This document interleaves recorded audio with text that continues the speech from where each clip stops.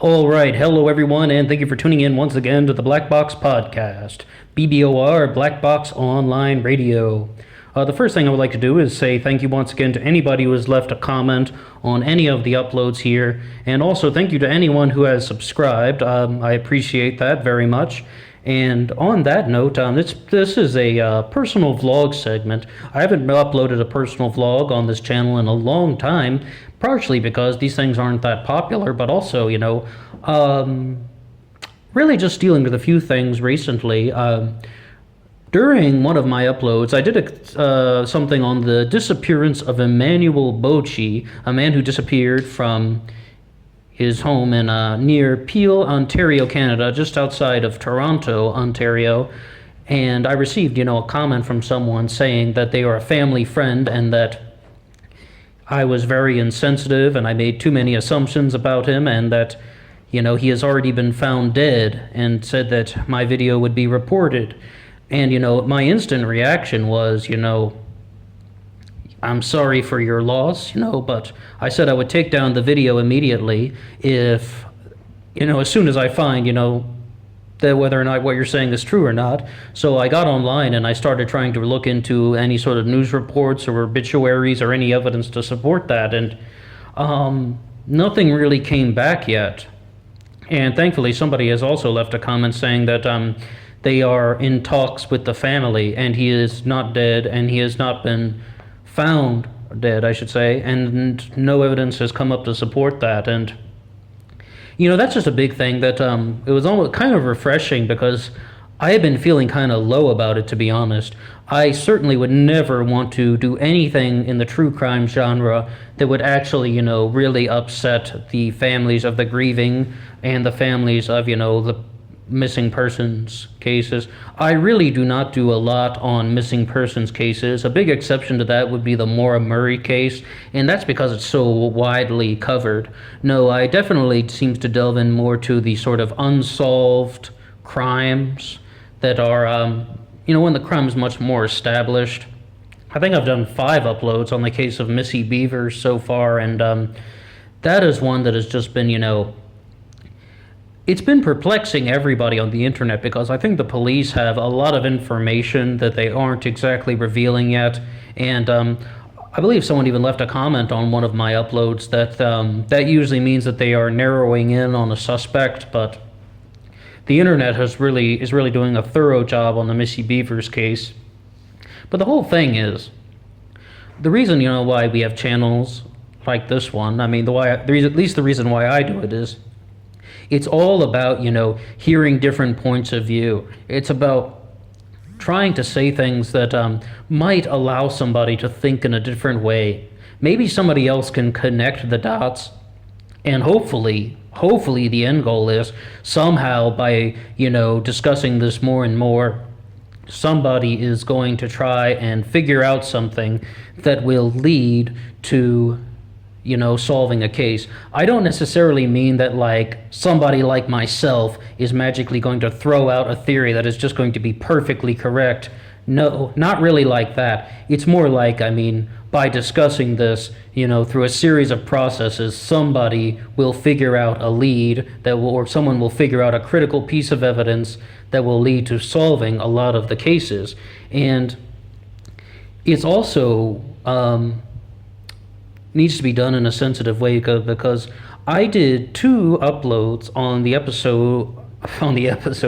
the case of Jonathan Cruz, a man who was found dead in his apartment in Texas, and they don't know if he was killed by himself, a suicide, or he was shot by his girlfriend. And it's gone into trial now, into a civil trial, and I did 2 uploads on it, and I just couldn't put it out there.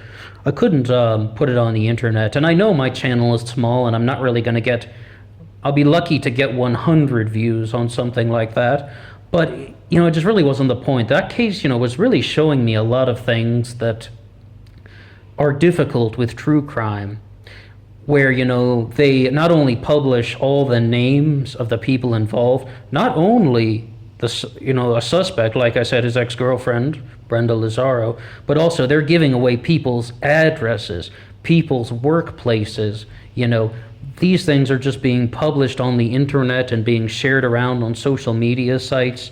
And it's just like, it really is something that is very ongoing and dealing with a lot of people's very personal information. And that is one of the things that I kind of like to stay away from in true crime. And yes, I know that there are a lot of cases out there that, talk about suspects and persons of interest. But once you get to the point of publishing where somebody works, what their shift is, what their home address is, I mean, that's, just, I think, too much. And I almost, just didn't want to get too involved in that one. And furthermore, the uploads that I did were very theoretical. I was arguing a very specific theory, and then I thought, well, even as I'm recording it, just the way I'm recording this one, I was like, well, what about this? What about that? Maybe I shouldn't put it uploaded either, because I'm starting to doubt myself. You know how sometimes you just sort of say the words out loud, and then you're like, well, okay, maybe that doesn't sound as good as when I was talking to myself in my own mind, So yeah, there really are some ethical things. But as far as going back to the first case of Emanuel Bocci, I would really, really, really hope that whoever sent me those comments saying that I'm going to have you reported for, trying to slander, Emanuel, and that he has been found dead, and I would really hope that that person is being genuine, even though I don't really see any evidence to support that yet, but I would really hope that that person has, the family's best intentions at heart. They didn't claim to be a family member, they claimed to be a family friend. So I would really hope that that's something honest. Otherwise, I mean, what on earth would somebody be doing? Who on earth would, say that a missing person has been found dead when that's not true? I mean, so I'm trying to say we have things going on both ends. Yes, we do have YouTubers who are going to be putting out a lot of things and saying a lot of things and discussing a lot of possibilities. And sometimes it does get personal, but then on the other end, when we get the feedback from the audience, it can be far out and it can be wacky, and sometimes it can just really be, not very genuine. So it's definitely a two-way street. Not to mention, we've all been critical of reporters for, saying things that we don't really find to be very accurate. They're making, sort of factual errors, which, we're only human, but even the news media can get things wrong, and they can distribute the wrong thing to the masses. So those are all things that we want to avoid, but it's like, if I do find anything at all that would support that person's claim that, Emanuel Bocci has been found dead and that my video is offensive to the family, I will take it down immediately.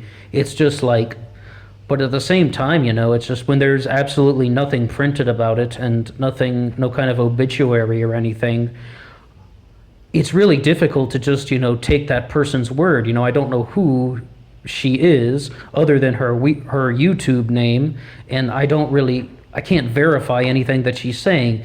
And like I said, just really to reiterate, I would hope that somebody is not making stuff up like that, like, why on earth would you post, comments like that on the world's smallest YouTube channel if they weren't true? I don't know. You certainly aren't going to get any fame out of that. I mean, there are much bigger true crime channels than this one, but if you would want to play that angle, but it's just a giant question mark for me. And, just been dealing with a lot of sort of the emotions of, and a lot of ethical questions have been raised for me in the whole true crime thing. Granted, though, I still, have been kind of following a lot of things regularly. I'm still following the Missy Beavers case personally, and I got back into the Maura Murray cases. I did 3 uploads on it, but I think only 2 are now available. Yeah, one of them was taken down by me, I mean. But yeah, I got back into the Maura Murray case, and I have an upload on that one called Missing Maura Murray and the Media, just kind of exploring about why that case is so fascinating to so many people. And I mean, I'm not sure that one will ever be solved, but the Missy Beavers case looks like it will be solved within the next 2 years. I think there'll definitely be some sort of major development, maybe a trial of some kind. It looks like the police are really narrowing in on something.